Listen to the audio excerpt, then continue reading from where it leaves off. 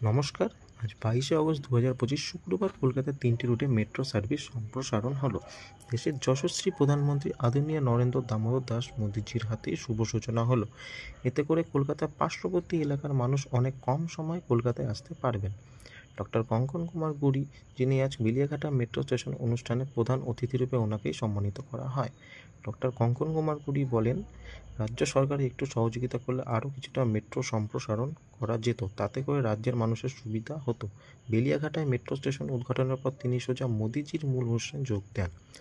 মোদিজির বক্তব্য শেষে ডক্টর কঙ্কন কুমার গুরিজি দমদম ক্যান্টনমেন্ট স্টেশনের পাশে বিজেপির এক অনুষ্ঠান মঞ্চে বক্তব্য রাখেন।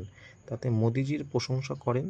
আজ তিনি 3টি রুটে মেট্রো সম্প্রসারণ করে রাজ্যের মানুষকে এক নতুন দিগন্ত উপহার দিলেন, যা রাজ্য সরকারের কাজ। রাজ্য সরকার রাজ্যের মানুষের কথা ভেবে রেলকে যদি সহযোগিতা করত, তবে আরও হয়তো কিছুটা মেট্রো সম্প্রসারণ করা যেত, তাতে করে রাজ্যের মানুষেরই লাভ হতো। তাই এতেই বোঝা যায় রাজ্য সরকার শুধু ভোটের রাজনীতি করেন, রাজ্যের মানুষের ভালো চায় না। ধন্যবাদ।